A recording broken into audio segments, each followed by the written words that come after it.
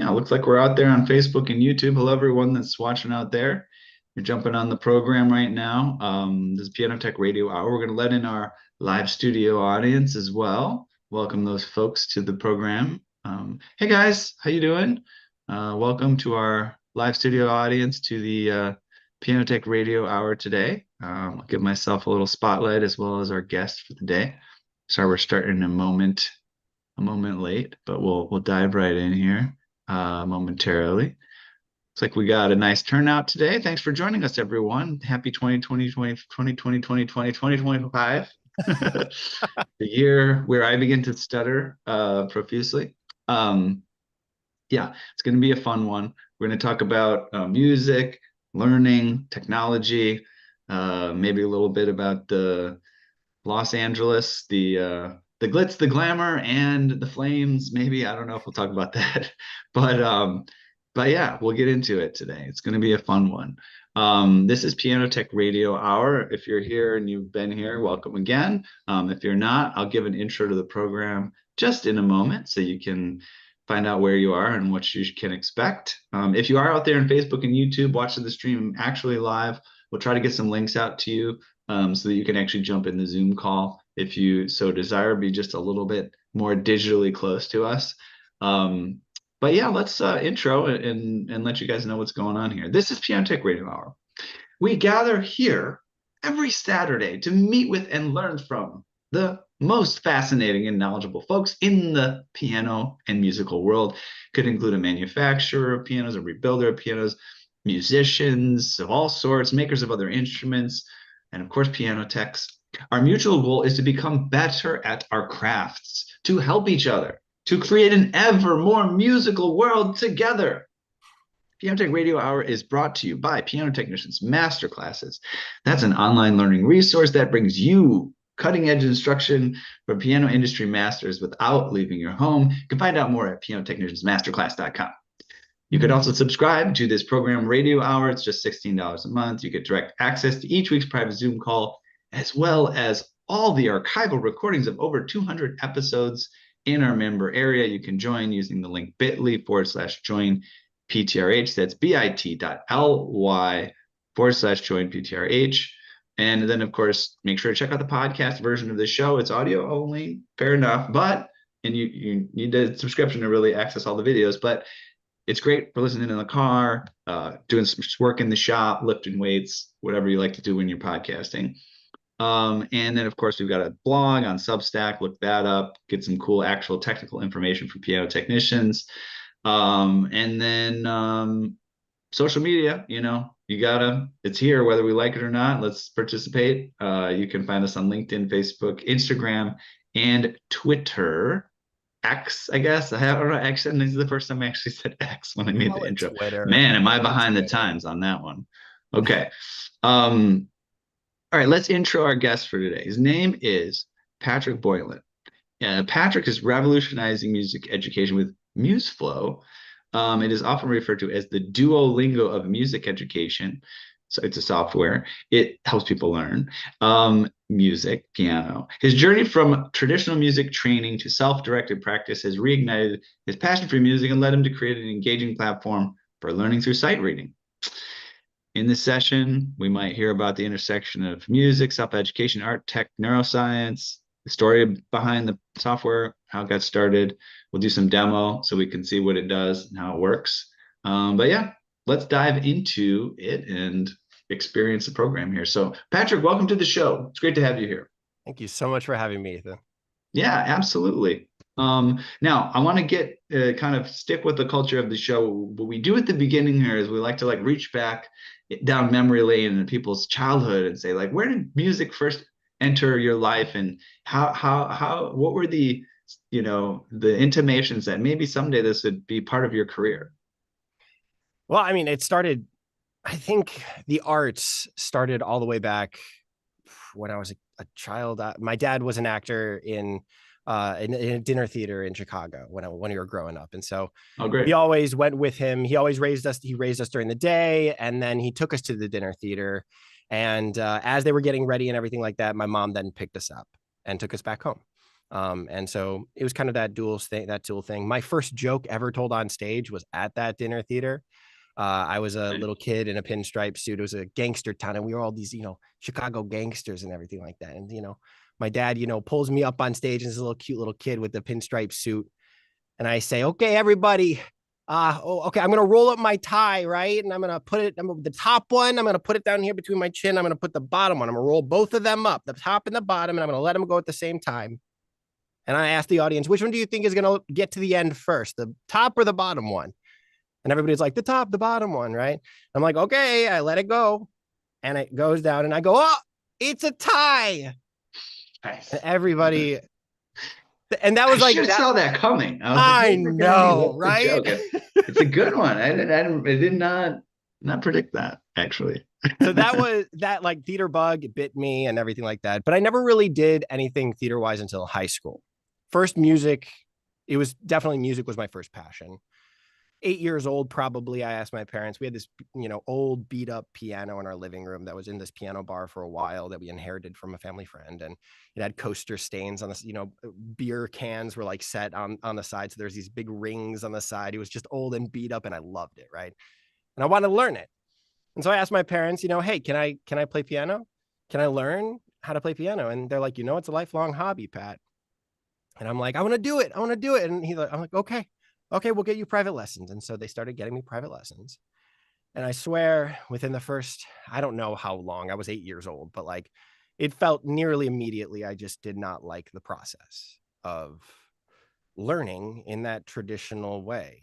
Mm. I mean, you probably all know, like if you play piano, it's that classic way of like, here's a new skill. Your teacher gives you like a new note or a new rhythm, right? And then they give you a song or two to go home and practice. You got to repeat that over and over and over. And then you got to come back the next week, or they come to you and they stamp their approval. And then you move on from that. My mind just didn't work with that.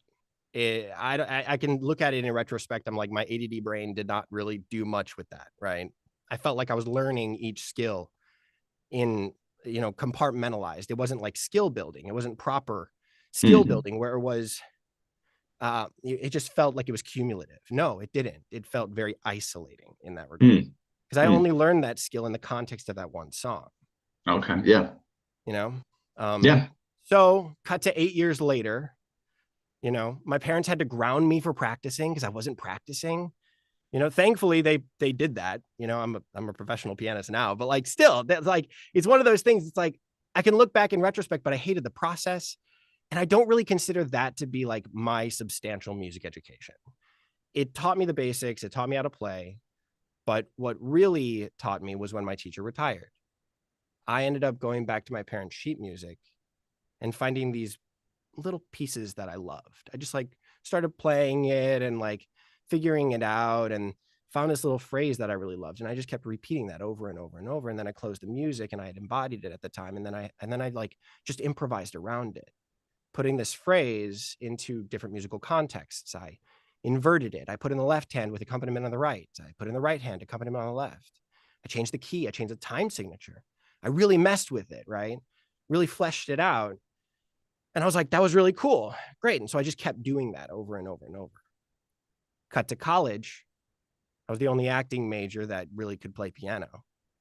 And so a bunch of people kept throwing musical theater pieces in front of me, being like, I want to practice this. I want to practice this.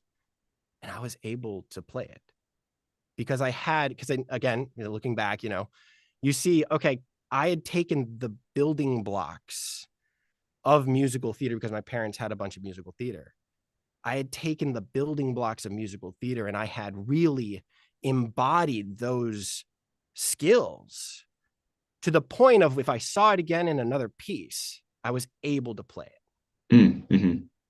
And so that is that skill is very, it's wide.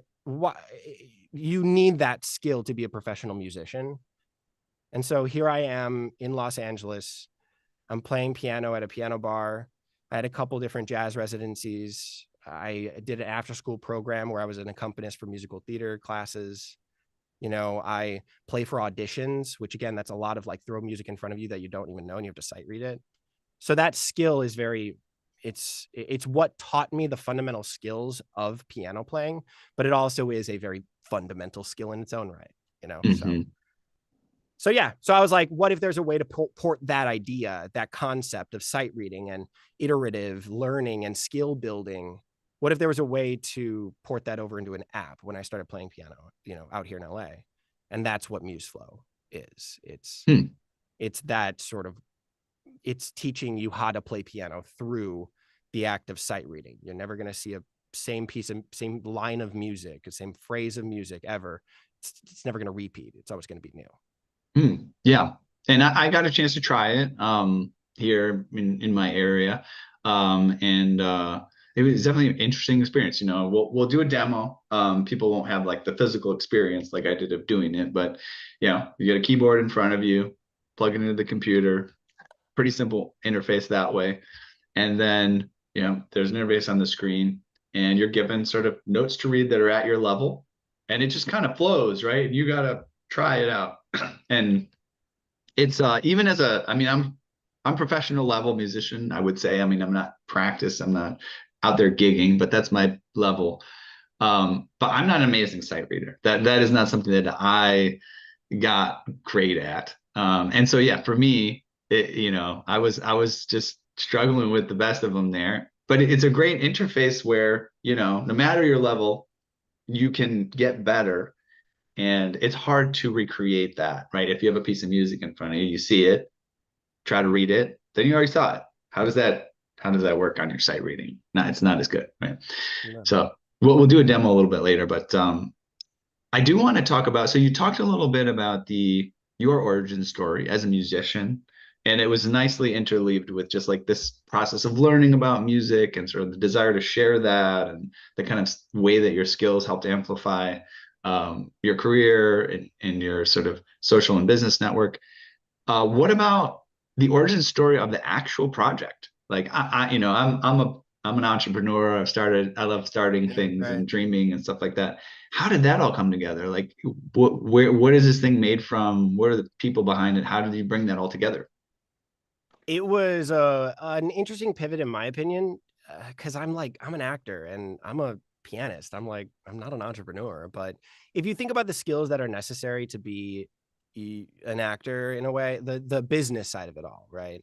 Where you're pitching yourself through auditions and you have to find a way to deliver your message, your skills in a way that is received properly by everybody else. It's like, okay, great. Like in a way, and the gregariousness that you need to really get it out there and no shame, no fear, all of that. It's just like it ported over in a way to, yeah, to me being able to be an entrepreneur, which again, I don't like identify as an entrepreneur, but proof is in the pudding, I guess. People have said, no, you're an entrepreneur. Anyway, so how it started was I was just bored one day and thinking, you know how creativity happens when you're bored. I've always been told that, and I truly believe it, that the times that you need time to be bored to then be creative, right?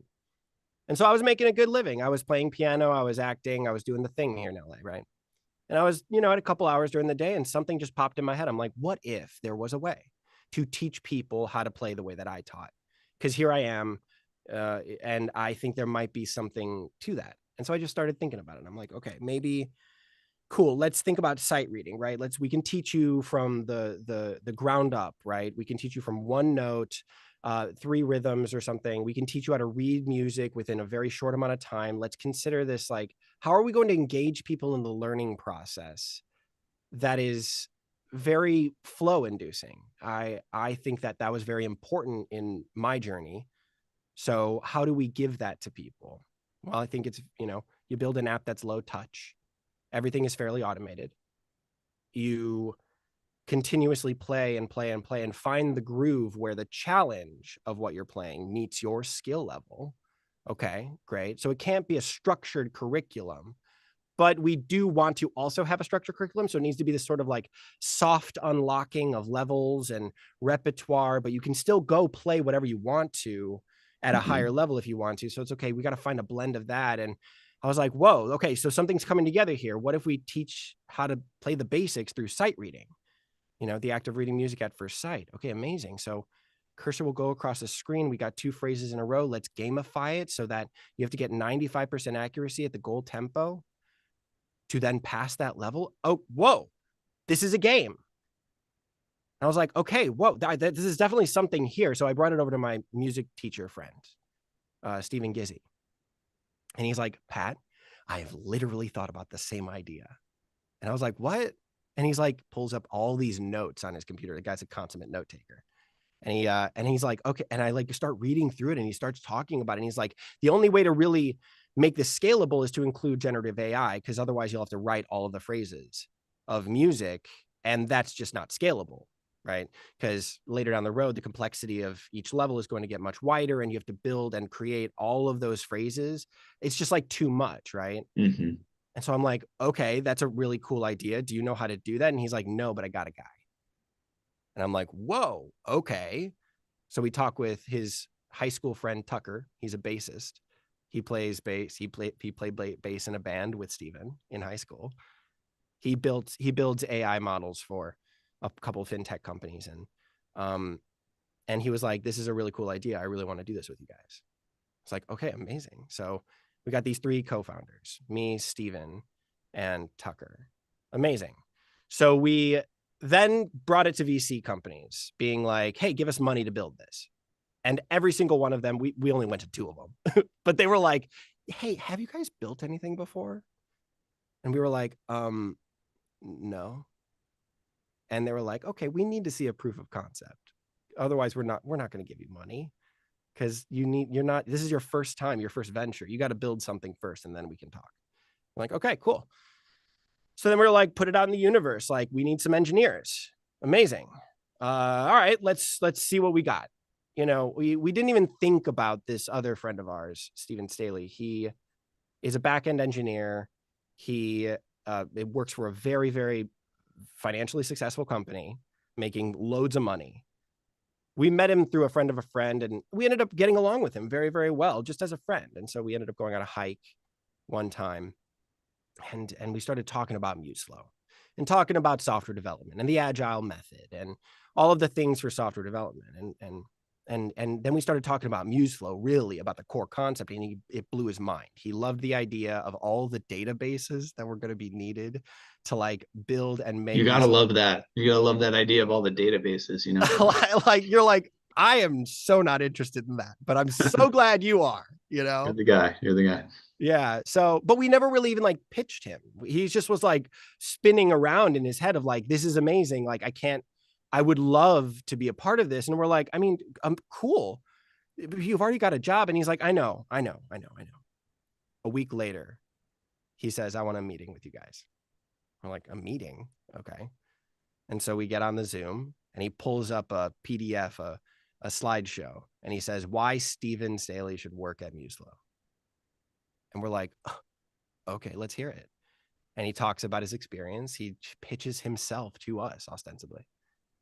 And we're like, yes, 100%. We said absolutely on that call. We were like, yeah, we want you. You're absolutely the guy for this, right? We're also really good friends with him. So we're like, this is cool. You get to build something with your friends. A couple weeks later, I'm going into one of my gigs. I was just supposed to play background jazz on a Sunday at Maggiano's here in LA. And I see a guy sitting at the piano playing some Chopin. And I'm like, who is this guy? I go up to the regulars and they're like, I don't know. He just comes in sometimes and he sits down and plays. What are you going to do? Are you going to kick him off? We know it's your time. I'm like, no, I'm going to go talk to him.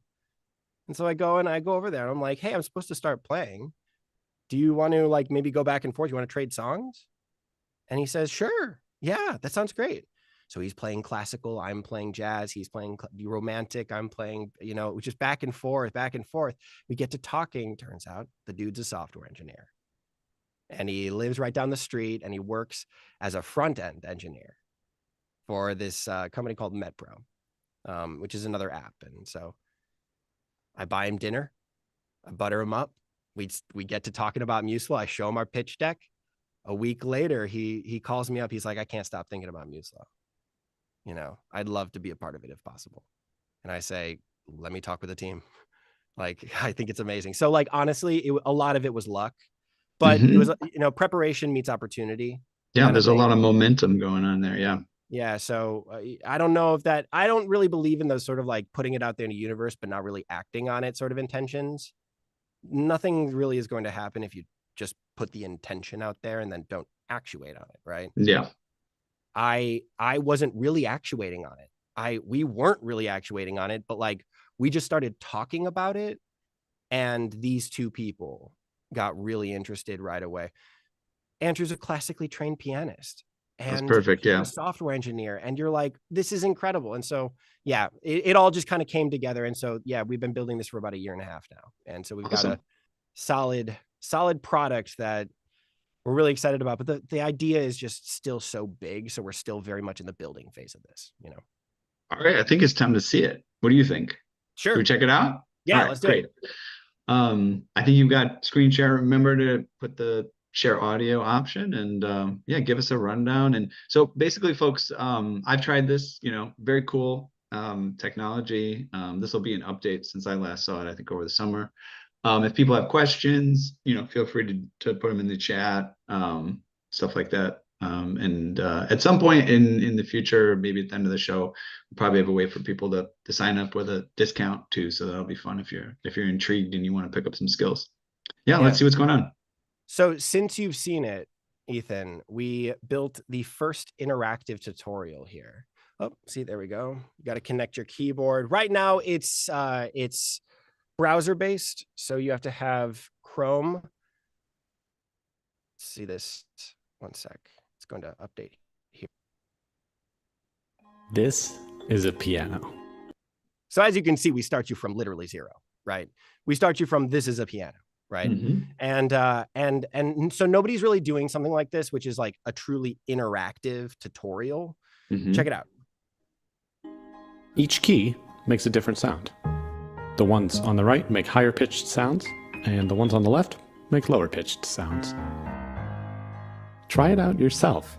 Play the key that is furthest to the left on your piano. Great. Now play the key that is furthest to the right on your piano. Nicely done. When playing music, So that's where we start you. Mhm. We start you. I And- clearly have a smaller keyboard than a solid 88 key keyboard. I'm Yeah. using my small little MIDI keyboard here. That's I think like 42 keys or something like that. 48. I'd love to make a comment. I'm remembering, trying it out, and you kind of mentioned this a little bit ago about this flow aspect, and I hadn't seen this demo that you were talking about. And it's like you're even embodying that here in the intro. Like I'm learning about the piano, the keyboard, but I feel like I'm listening to like a meditation music or Yeah. something, and I'm Yes. being Yes. hypnotized into like learning something. That's very cool. Yeah, I like that. So that's my co-founder Stephen Gizzy's voice. He has such a calming voice, and I was supposed to do the narration, but then he just kind of demoed it up with his voice, and we were like, oh man, no, his voice is like so much more calmer than mine. Mine's like grittier and forward and pingy. Like I got the commercial voice, right? But it's like for the meditation aspect, we want something more calming and Yeah. personal, and so we were like, his is perfect. So yeah, we teach you how to play your keyboard. We start off with non-duration. We start off with playing beats in time without duration, and then we teach you what duration is and how to hold down a note.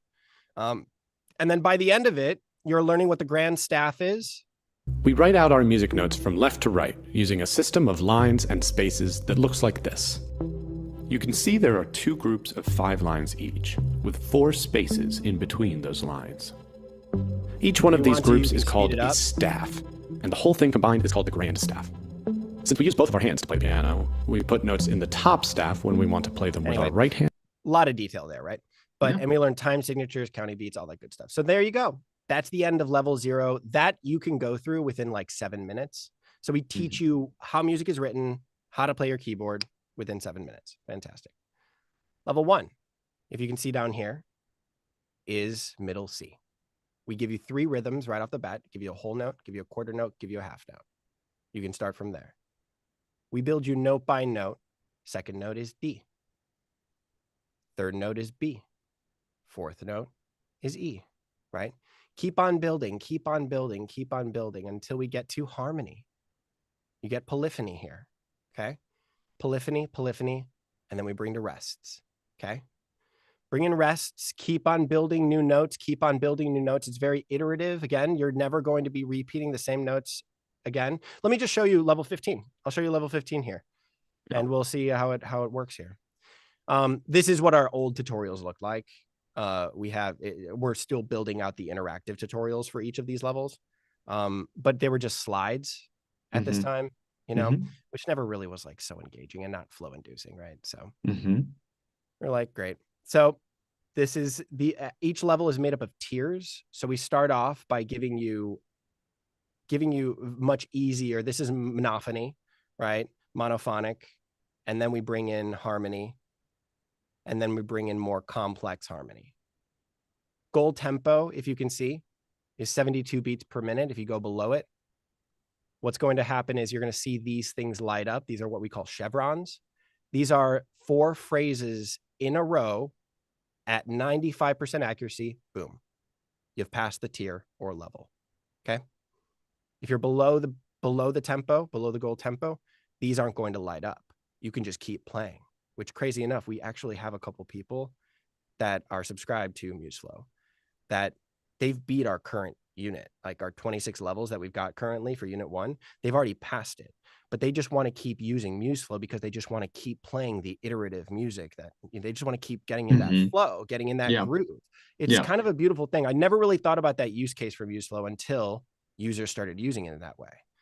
To one of them in particular, it's a total side note. I'll get to actually playing this in a second. But he says he has a really stressful job. And the way he unwinds at the end of the day is by playing MuseFlow. He comes home and he sits in front of his computer and he just goes. And then he's able to be present. And then he's able to move forward with his life. I just think that's a beautiful thing. I'm like honored that he is using it that way, Yeah, and just as a note on that, and to kind of give the context here, we kind of mentioned it, went through it. So the music that we're seeing right now in front of us, and you can correct me if I'm wrong, but it's basically AI generated music, and it will generate something new. Like this is something, it may have generated it before just out of happenstance, but it will generate new music to kind of like keep you fresh, right, as you go along, right? I gotta correct that because it's not accurate, right? It's not true right now. So we're building those models right now. Oh, you're building that. Generative AI models. Yeah. These, every single phrase that you're seeing so far, we've written. You have written for unit 1, okay? For unit and then 1, we've created the logic of connecting them properly. Like you can see that like the note here is D, the next note is C, right? So you'll notice that there aren't going to be any jumps between phrases. The logic is fairly simple. It's that the last note of the first phrase, the first note of the next phrase can't be more than one step outside of the last note of the first phrase. Okay. So we've created that logic. That's all good to go. But we are currently training the models. We've got the setup. It's really cool. We call it phrase Tinder because you're seeing a generated phrase that our machine learning model has created. You're seeing it on screen. You can play it. You can see what it looks like. You can have it play back for you. And if it sounds good, and if it does truly exercise the skill that you want to learn in that specific level, enough so that we can actually say, yes, users should see that phrase, give it a thumbs up. We swipe right. Right. And that's how you're training the model. That's how we're training the model. It's going to be, it's reinforcing the model as we go, as we say yes or no. There's a ton of no's, of course. But that is reinforcing the model in the proper ways that we want to. Cool. So unit 2 is going to be where we really exercise that, where we actually implement that, because right now the complexity between the first tier of level 15 and the last tier of level 15 is fairly minimal. But the complexity for unit 2, those levels, when we include 16th notes, when we include 8th notes, different time signatures, more keys, the complexity and more notes, let alone more notes, right? the complexity is going to be much wider for that level. So more phrases need to be written within that context of that level. For example, we only have about maybe 200 phrases that are written for each tier for unit 1 for each level, right? Each tier within each level, about 200 phrases for each tier.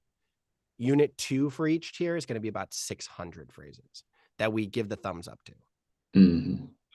Just to show you the disparity between unit 1 and unit 2. Exactly. Yeah. And at that point, we're going to be including what is called complexity adjustment, where we have, so we've already created the cataloging system of complexity for each phrase. We have about 72 metrics that we judge a phrase on its complexity. That includes polyrhythmic complexity. That includes how many notes are actually in it, the width of notes, how low and how high it goes, the diversity of rhythm, the diversity of pitches. Yeah, and it keeps on going. It's just like, and polyrhythmic complexity is like a weird term. You never really have ever heard of that if you think about it. It's like, so polyrhythmic complexity means polyrhythmic, multi-rhythm complexity. Within a phrase, how many different types of rhythms are in that phrase? We can judge a phrase based on that complexity metric alone, give it a number, and then weigh that against all of the other metrics that we've got. And then we have that complexity score for that specific phrase. We gradiate all the phrases, we normalize it from 1 to 100, and then we put those in sequence. And we give those to you in sequence. And we jump you higher and farther if you're doing better. We've already created the models for all of this. It's just about implementing it now, you know? It's all really fun stuff. I'm obsessed. So it's really cool. All right, go ahead and show us. Here we go.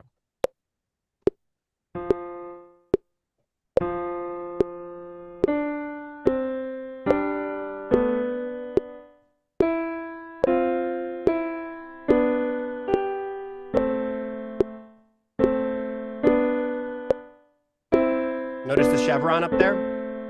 Started blinking because I'm above 95% accuracy.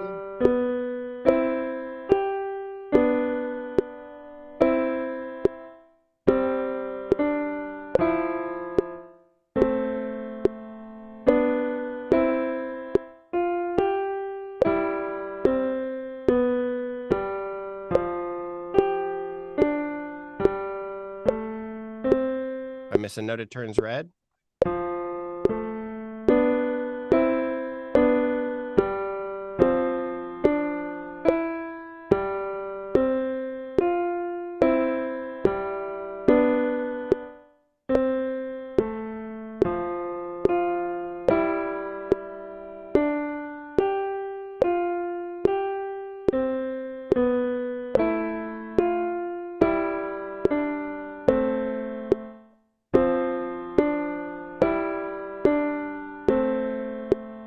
And there we go. Cool. You can see that, yeah. So repertoire then gets unlocked at the end of that. You've successfully passed that level at that point, and so we can go on into all of this different repertoire. This is also, I think, another thing that might have been different since the demo that you saw. Really, I mean, you might have had the repertoire, but I didn't really go through it. Got it. Okay, yeah. And so then you can just go right on into playing these songs. We've got an entire library, about 100 and something songs. Can you play one of the songs? Absolutely, I can. Play. I can't. I don't want to play that high.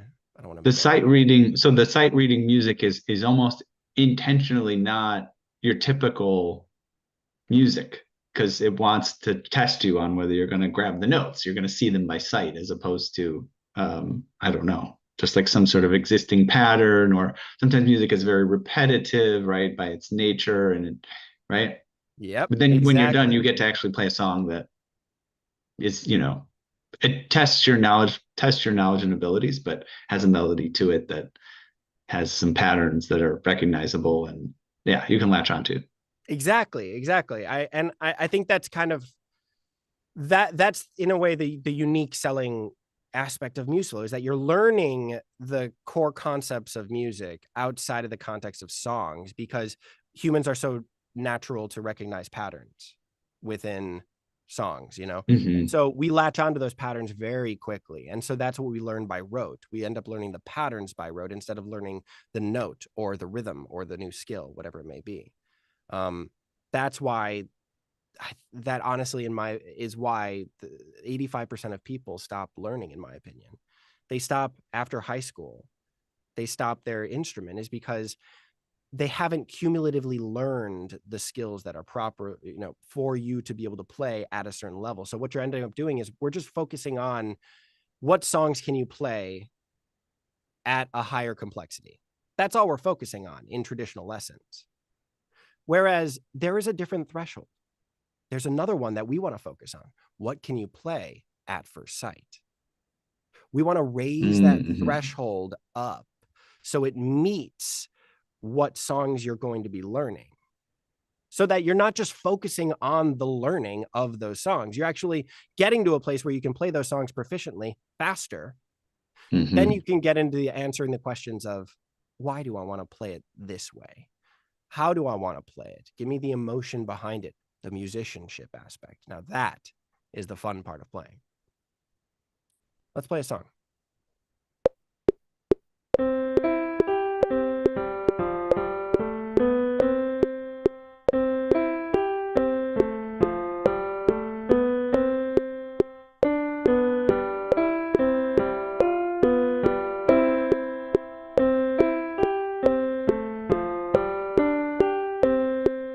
I got 93% accuracy. I'm going to repeat it.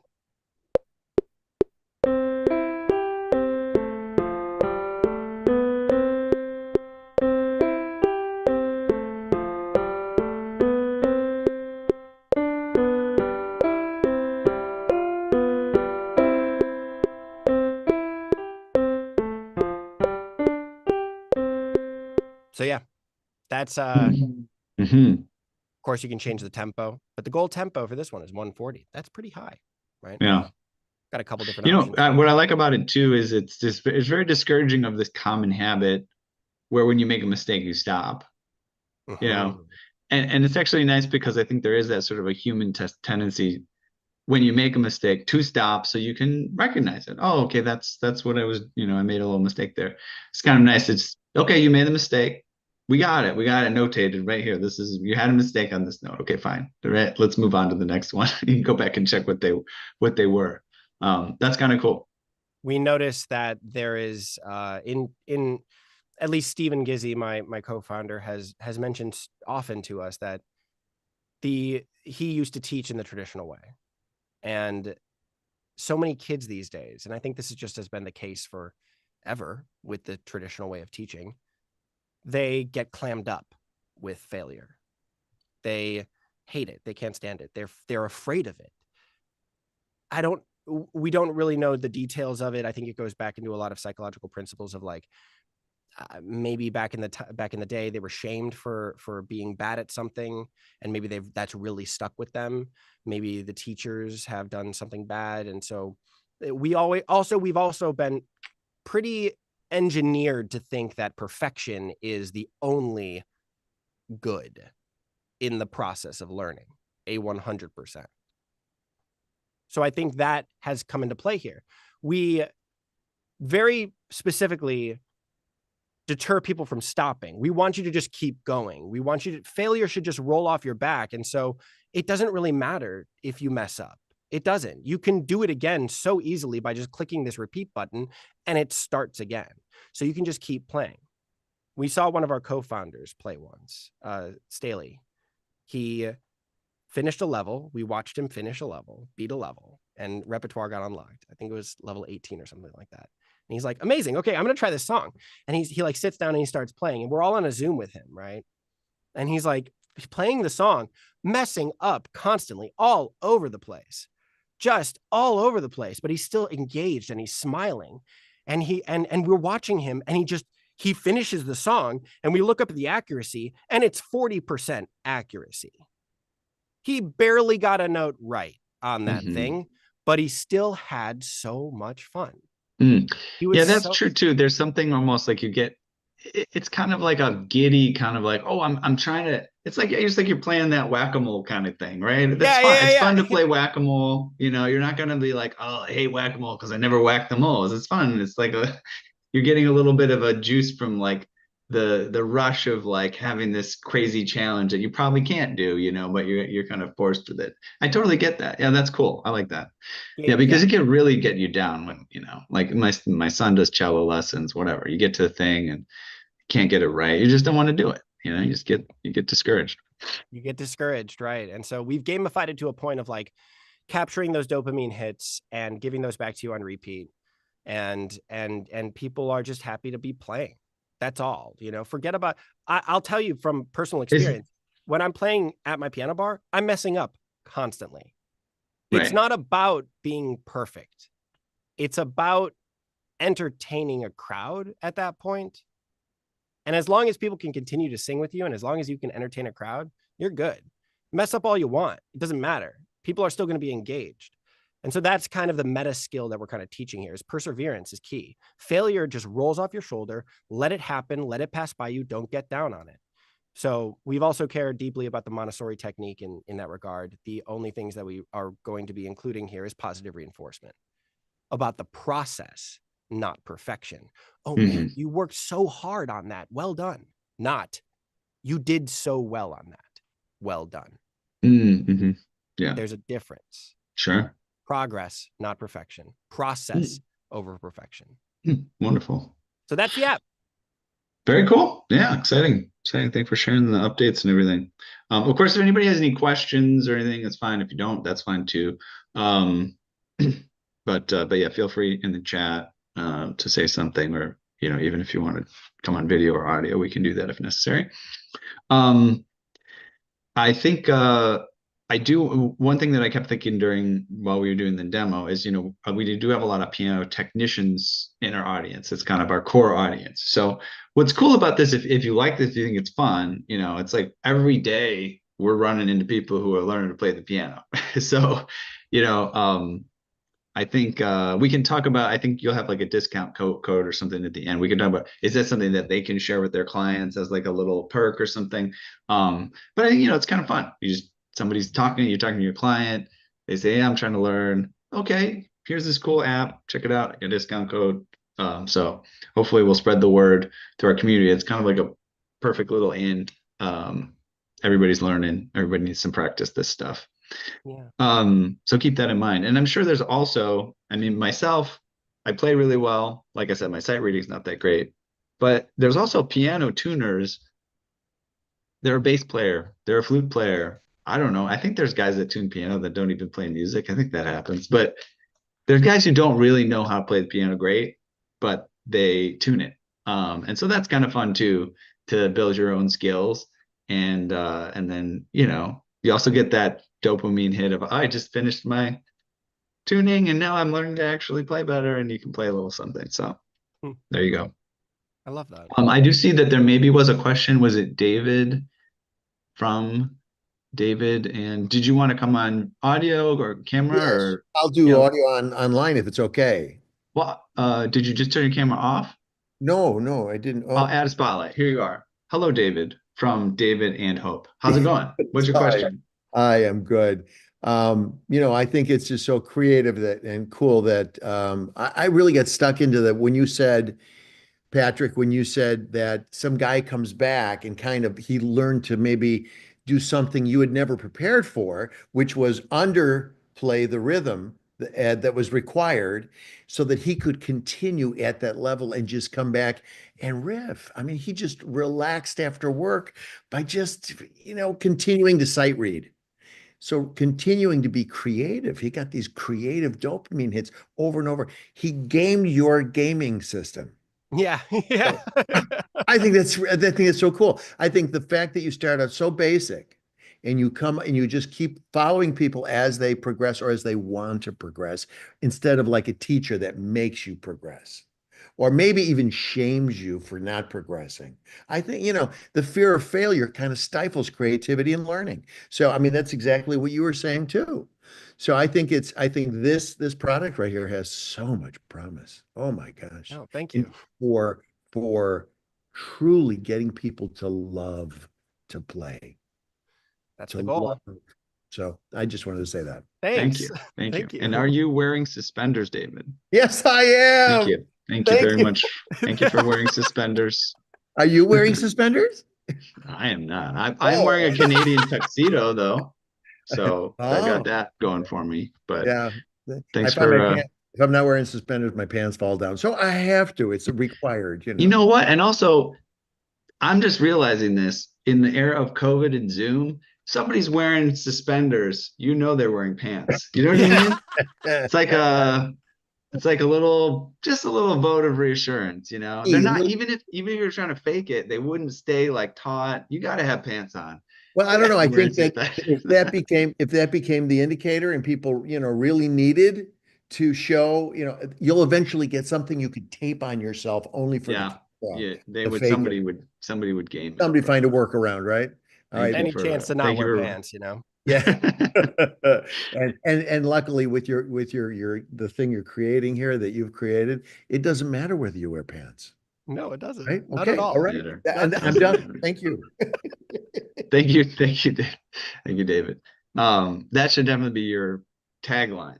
Yeah, you don't even need to wear pants. You don't even have to wear pants. MuseFlow. You don't have to wear pants. Yeah. That's too funny to me. All right. Well, thank you, David, for the comments. Let me see if there's a chat comment here. We have a comment here from Adrian Holz saying, are there any social gamification elements where players can connect with other users? Also, what is the maximum level of difficulty? Yeah, great question. We're definitely building a community where it's going to be a part of the app itself. So again, right, this is just the beginning. We have so many other features that we're building out.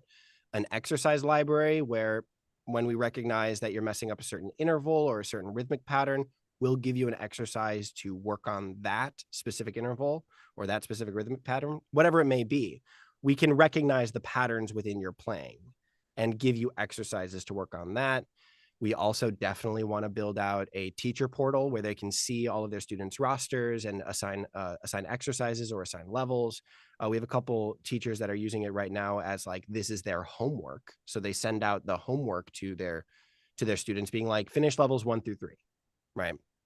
Or let's work on a couple of exercises in the actual lesson. We'll share your screen. Let's work on it. Let's talk about posture. Let's talk about finger positions, all that stuff, right? Which is also really cool. And absolutely, we want to build a community. We think it would be really great if people can build exercises for other people and say, hey, I built this exercise. We think it's really cool. I want to send it out to the world and share it with people. Talk about their progress, talk about what they like about the app, what they don't like about the app. We have a few of those little, nuggets of, we got a survey that people can fill out, all of those things. But when it comes to a community of players, we are planning to build a community. When it comes to the farthest that we can go, let me share my screen. Right now, Unit 1, you can go all the way to 14 notes. Okay. This is, let me show you. 14 notes. We've got 2 octaves. We got from C to C. It's C3 to C5. C major only for now. Unit 2 is going to be different time signatures, different key signatures. But the new time signatures that we have in Unit 1 are 4/4, 3/4, and 2/4. 2/4, of course, being the hardest because it's the fastest.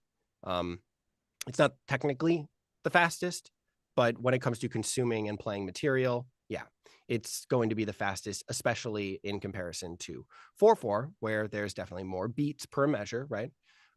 So that's what we've got. We got 14 notes.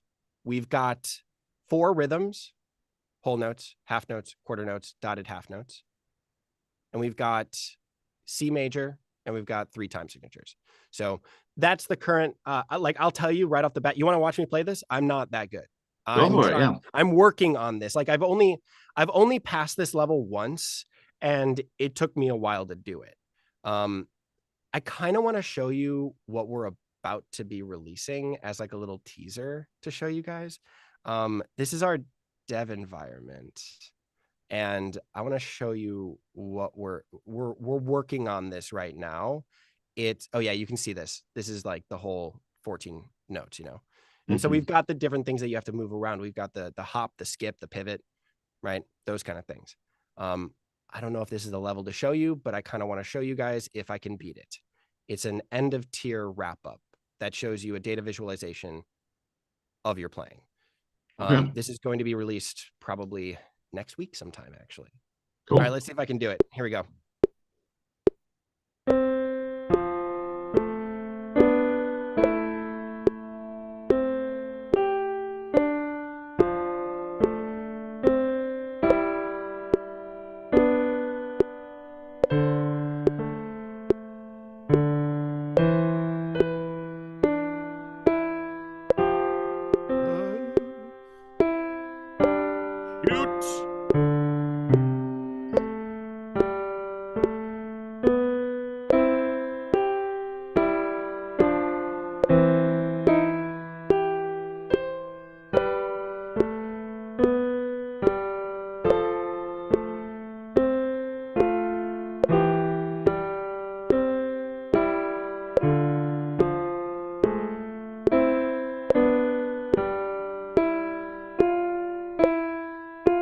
I'm on the third chevron. Nice. Congrats.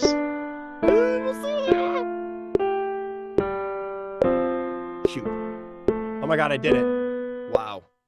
Nice. Congratulations. Thank you so much. I kind of want to, can you bump the tempo so you only get 40% though? I want to see what that looks like. Oh my God.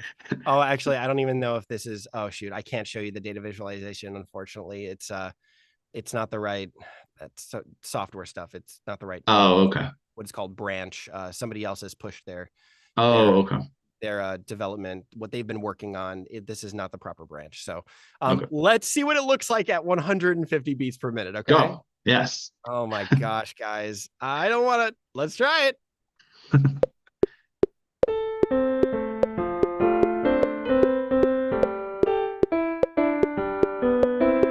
Why is this not working? Hold on. I feel like it should be working. 1 second. Let me redo it. Did we break it? Did we go too fast? Might have broken it. You know what? I'm going to go back to beta. I'm going to go back to the actual app itself because this is more reliable. All right. So we're on 3.4. Let's see what this looks like at 150. I'm going to do 120. Okay. You were still pretty good. You were like, it said 85.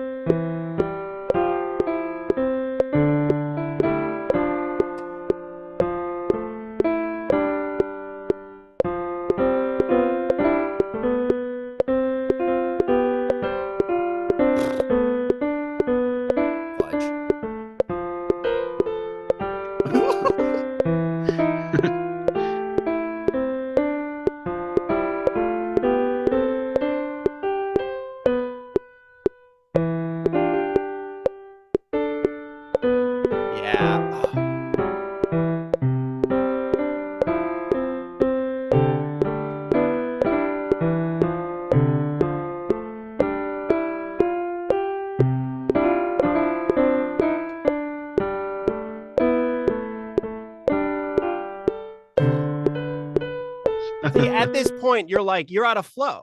You're out of like enjoying it. You're not enjoying but I would actually, I think this is funny though. I remember when I was doing it, you were telling me I was much more tolerant of it because I was saying like it's kind of fun. It's fun, like you were saying, to like play along the game of, man, are we gonna get this or not? You know, just get a little adrenaline rush. But yeah, I hear what you're saying. I think for other people, for me, I was like, for you, it was probably stressful. For me, I know the sound of that was terrible, but it was fun to watch you try to make it happen. I love that. Spectator. There's a little bit of a spectator sport aspect here too, as well. I think. Honestly, we have thought about that. We have thought about possibly making this kind of a competition, going to conventions. It's like watching somebody play a video game, right? Oh, they messed something up. You don't care if they didn't shoot the enemy or whatever. You know, it's fun to watch them play, see how they're going to do, root for them. You know, wonder if they're going to make that. Oh, here comes the hard part. Is he going to get it? Yeah. The crazy thing about it is that to recenter yourself as the player, to recenter yourself and re-engage with the material, you have to disengage in a way, or you have to breathe. You have to breathe and let your hands just do the thing, you know, which is so unlike your typical competitive sport. Usually you have to like work harder and be more disciplined, but no, like when it comes to playing the material that's on the screen properly, the only way that you're going to do it is if you take a breath, recenter yourself, and then re-engage. And so it's just an interesting sort of, you have to combat your own desire to just like try to muscle your way through it, you know? That's not what you need to do. You can't muscle your way through this. This is one of those where you have to be passive and just let it flow through you and let your hands do the thing. Otherwise, you're going to clam up. So yeah.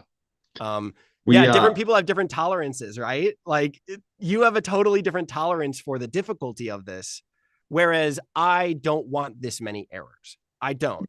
Yeah, I'm going to get discouraged and I'm going to stop playing. But that's the beauty of it all. You can lower the tempo. You can adjust it based on how you want, you know? Yeah. We are going to have to wrap up here pretty soon. We can go on maybe 5 or 10 more, but we'll try to wrap it up. What I wanted to say was just a couple of comments too as we went through this. Again, just reiterating the meditation aspect is kind of cool about it, and it's unique, and it's cool that you're leaning into it. Also, just remind the people who are thinking about, oh, should I try this? You know, as you can see, it's one of those things where you get to get involved while they're growing and changing it, which is also kind of fun if you're into that sort of thing. I think some of our subscribers are into that kind of thing just because that's what this project is, something that started from scratch. You get to see it grow, kind of participate. And I've recently been engaging with Kenny Werner's material. Do you know who Kenny Werner is? No, let me look him up. Okay, so you should look up Kenny Werner. So he's a jazz musician, jazz piano player, and he created a program that was pretty much exclusively geared towards college level musician students, jazz musician students, like a very niche audience. And the whole theme of he created a book, and there's some meditations on it. And the whole theme is you're trying too hard.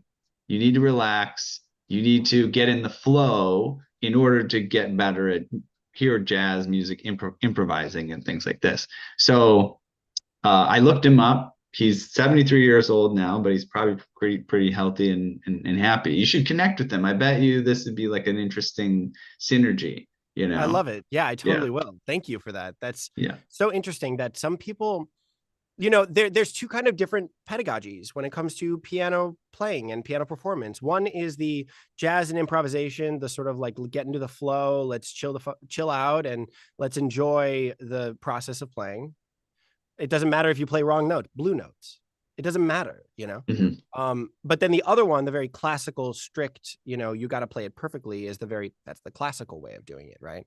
And it's hard to kind of mesh those two concepts.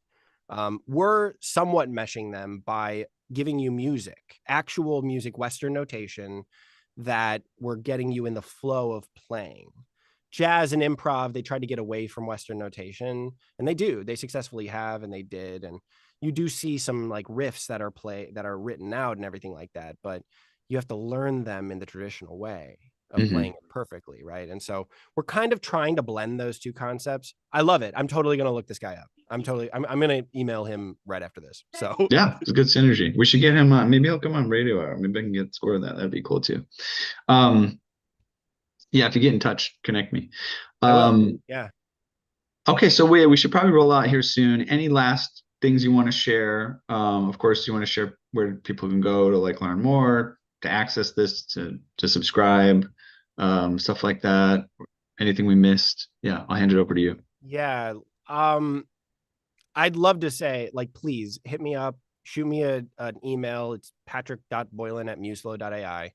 Don't write that in the descriptions. That's going to totally ruin that'll spam me, you know? But okay. I can put it in the Zoom chat though, right? Yeah. Put it in the Zoom chat, please. Like, shoot me an email. Like, I want to connect with you. I want to hear what you think. This is where we're at right now. We've got about 40 people that pay for this. And we want to hear your feedback and we want you to try it out. So if you think a lot of your audience is interested in being a part of an early music ed startup that is, in my humble opinion, revolutionizing music education, then I would love for you to try it. We give you a discount code. It's specific for this show. It's called, let's give it Radio 50 is going to be the name of it. And you can put that in the description. So you can definitely throw that all over the place. That'll give you 50% off for life. Okay. It's not a lifetime subscription where you can do a monthly, a 3-month bundle or an annual subscription. And each of those two above the monthly give you a little discount on top of it. But we'd love to give you a 50% discount for life, because you would be entering this at the ground floor and you'd be influencing the app and you'd be a part of the network of people that are always giving us notes, and we're incorporating them as we speak. One person has recently come to us saying, hey, I'm red, green colorblind. You guys need to change your colors to allow me to be able to see the error recognition. And I'm like, oh, thank you so much. Like, that's such an important comment and letting us know.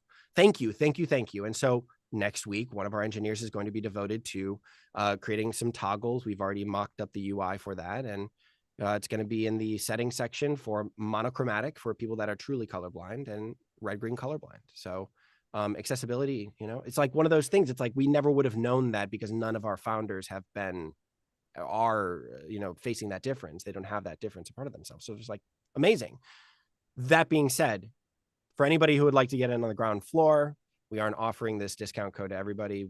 We can't offer it past probably next year, because we'll have the user base that we need right off the bat. We'll have the user base that we need. So if you want to get in on the ground floor and be a part of the development of this app, and we'd love to have you. So that 50% discount code, so that'll be for you guys. Great. Yeah, it's fun. It's fun to contribute. People have ideas. You'll actually listen. Yeah, you reminded me of another thing that I was thinking as we're doing this. I don't know how much you've done this. Clearly, you've done it with your small group, your founders and things. But yeah, just you could have users, when we were talking about like the social aspect, you'd have a call like this with users where you're doing demos and having, hey, Angela, come on up and try it. People Right. watch and whatever. It's you could certainly do something like that. I love that. That's a great idea. Well. Yeah.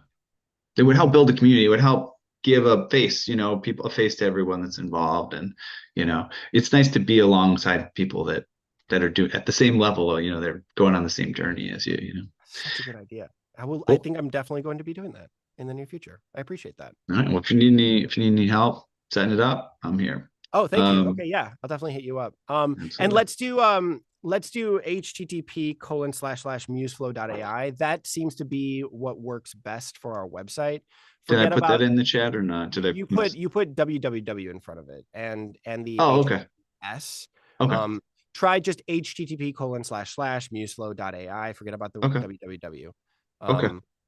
So that that's our website. You can sign up for the free trial right there. You need a MIDI compatible keyboard. You need a laptop or a computer, and you need to be able to jack that keyboard into your computer and have Chrome or Edge browser. I know it's a lot of technical limitations here, but again, universal accessibility is very much a part of like what we're going for here. So we are building the app. We are building an audio recognition algorithm that's really good. We just need to kind of tweak it a little bit, and then it'll be out there. Where you can set your tablet, your phone up on your actual acoustic piano, and then it'll listen to you, and you can play along. So all these kind of universal accessibility features are going to be coming next year. So if that's a limitation for you, honestly, hit me up. I'd love to buy you a MIDI cable. So I'm here to help in any way to minimize the limitations, because I know it's technically limiting right now. Great. Well, I just signed in. I signed up. Looked like the code works already, so we're ready to go. And my 7-day free trial. It didn't ask me for a credit card even, so that's good. No, right off the bat. Yeah. I'm supposing at some point that it will. What is the cost right now, just so people can get a sense of what they're getting 50% off of and how that works out? It's $24.99 a month. So we are pricing it pretty high. $24.99 a month, and I think the 3-month bundle is like 80 something, and then the yearly is like 160 something. But again, that 50% discount code it'll cut that right in half. So you're looking at about $12 a month. You got to compare it to the price of lessons. That's kind of the If biggest you compare thing. it to the price of Netflix, it's like, okay, but if you compare it to the price of, $400 a month for piano lessons or something, it's not bad at all. Yeah. Okay, excellent. I'll walk us off then. Thank you very much for joining us here today. This has been fun, and we wish you the best of luck. If people want to keep up with it, they can reach out and they could sign up. And so I will say, we have reached the end of another musical journey here at Piano Tech Radio Hour. Thanks, of course, to Patrick and our live studio audience for joining us today. As always, we're brought to you by Piano Technicians Masterclasses, cutting-edge instruction from piano industry masters without leaving your home. For those of you that joined us today by signing up for this session individually, you can make your life more convenient by subscribing to Piano Tech Radio Hour. It's just $16 a month. You get the recording of today's session in a member area, automatic registration for each week's new session. Sign up at bit.ly/joinptrh. That's bit.ly/joinptrh. Check out the podcast, check out the blog, check us out on socials, LinkedIn, Instagram, Facebook, Twitter. We're also having a masterclass coming up this month in a week or two, and we're having the illustrious Benjamin Rock. He's a former scientist turned piano technician, and he's going to talk about key repairs. So if you want to figure out how to repair those piano keys and do a great job, this guy's technically obsessed. He'll give you the info. So look out for that in our emails, and you can sign up for that masterclass. Also, if you go to our homepage, you can usually just click the link for our most recent masterclass to sign up for. You can find it. Okay. I'll end the session, and we'll see you all next week.